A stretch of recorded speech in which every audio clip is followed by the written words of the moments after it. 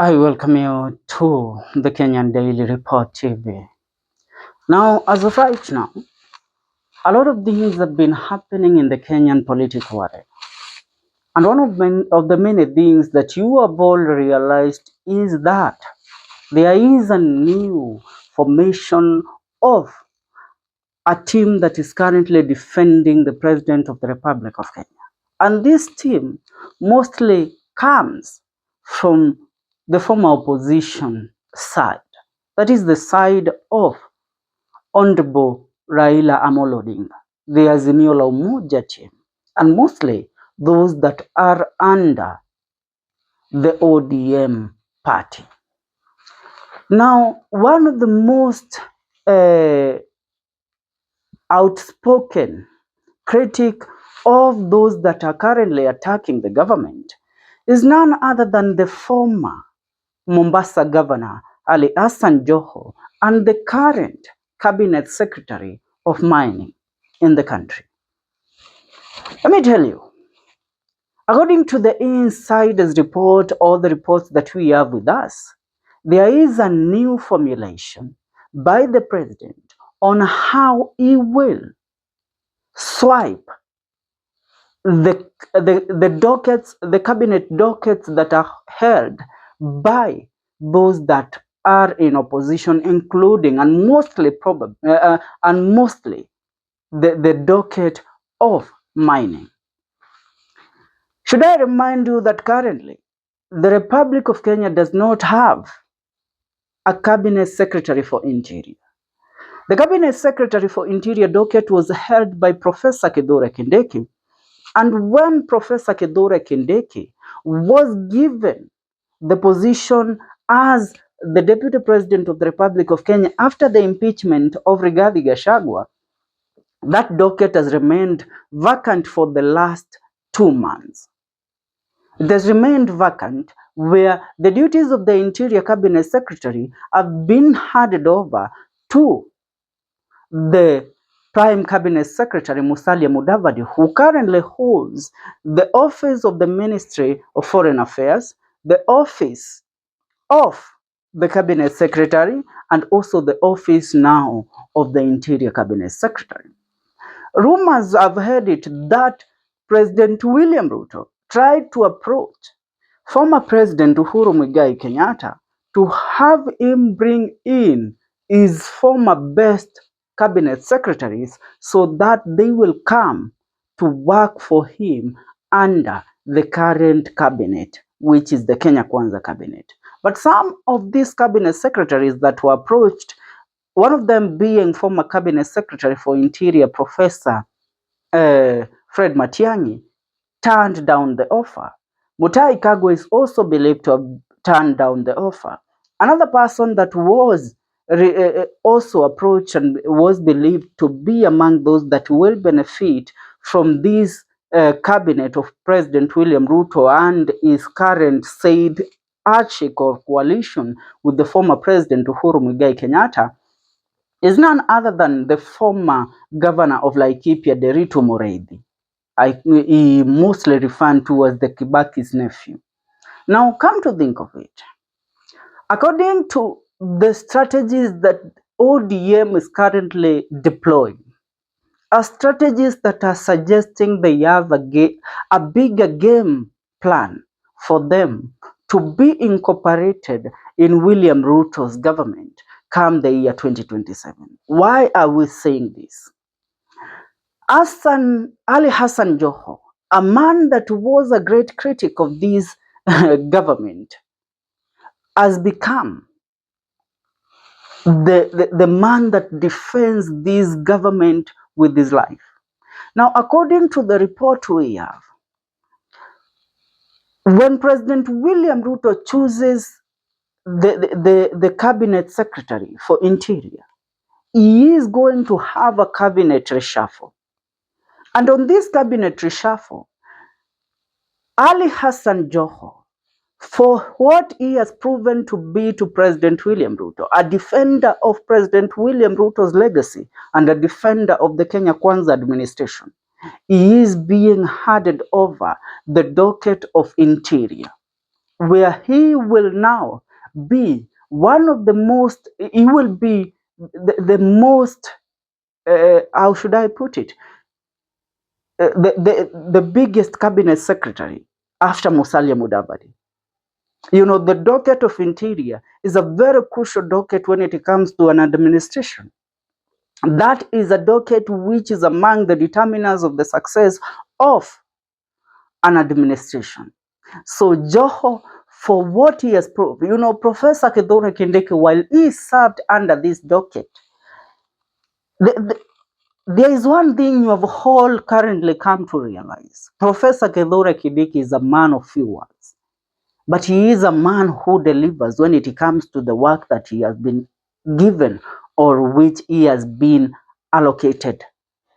When he was allocated the docket of interior, he was one of the most overworking cabinet secretaries. You know, a lot of you will try to tend that with whatever happened on 25th of June. Yes, we all agree that what happened on 25th of June was something that will left a scar in the hearts of many Kenyans, and mostly some of us who are on ground and who covered the ordeal of whatever happened, that was not the most, the best picture of this nation. It was the darkest moment of this nation and this administration of President Wlliam Ruto. But when you look at it, Kithure Kindiki delivered in other avenues, and he was ranked as the top cabinet secretary. Now, for him, his work was to defend the president mostly, but he failed miserably in that, where he did not publicly or so openly call out the names of those that were attacking the president. He did not openly criticize those that were attacking the president. He remained quiet and continued delivering. When you look at the former administration of President Uhuru Muigai Kenyatta, under the leadership of Cabinet Secretary Fred Matiang'i on the docket of Interior, Matiang'i was a lion. He roared and made sure that everybody respected the president. Now, when you look at Kithure Kindiki, he was not your Matiang'i. He was your calm guy. But when you look at the current cabinet, the man that has portrayed the picture, or let me say, the desires and the attributes of an aggressive cabinet secretary of interior is none other than Ali Hassan Joho. And that is why the insiders of it, that President Wlliam Ruto is planning a reshuffle where Joho is going to sit on the docket of interior. If Joho takes the docket of interior, what makes you think that President Wlliam Ruto is not going to take over the 2027 election? If you look closely at what is happening in the African Union, Raila Odinga is heading to the win. He is smelling the win. And once he picks that win, then I tell you, Raila Odinga will publicly endorse Wlliam Ruto because they have signed a memoranda with Wlliam Ruto. Raila Odinga and the ODM are not like Rigathi Gachagua, who enters into an agreement on conversational terms or on trust terms. They enter on an agreement written and signed. So Raila Odinga will endorse Wlliam Ruto. And once he does that, Ali Hassan Joho holding the office of the Cabinet Secretary of Interior, I tell you, you don't know Joho. You people look at him because you have seen him as a governor and as an opposition leader. Tell me that man holding the office of the docket of Interior. Alafu, people like Akina Kalonzo at the opposition. Activists like Okiya Omtata are the opposition. People like Morara are the ones that are vying against the president. Bwana, Joho si mtu ambaye eti anaona kiti kura zikiibiwa eti atapoteza kiti kama waziri wa usalama wa ndani anaacha eti kura zinashindwa, anaacha watolewe. Let me tell you what you're going to see in the year 2025 and 2026 will tell you that Ruto is determined, as planned, and is actually executing his plan to take over the election come the year 2027 and take his second term as the President of the Republic of Kenya. So the question is, what will you do as the people of the Republic of Kenya? What will you do as the people that feel that you're not satisfied with the leadership of Wlliam Ruto when Joho sits on that docket as the Cabinet Secretary of Interior? Remember, when, according to the plan, the official plan of Azimio la Umoja, when Raila Odinga was to win the election as the president, Joho was to take the docket of Interior, and he has looked up to being the Cabinet Secretary of Interior. When you don't know where this country is headed to. I don't know whether it's a good thing, but that is a good thing for the administration, because now ile kelele watu wanapiga huku Ruto must go. Let me tell you, Kithure Kindiki alikuwa anaogopa bwana kuoda watu washikwa hapa na pale, tu watu wafanyiwe madhambi hapa na pale. Sultan amjui, nyinyi mnamuona tu.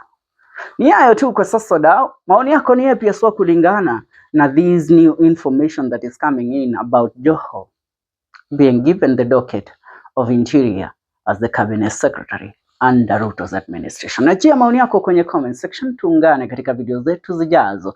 Usisahau kusubscribe ndani ya channel ya kwetu. This is the Kenyan Daily Report TV. My good name is Felix Mwenda, or you can call me FK Mwenda. See you in our next video.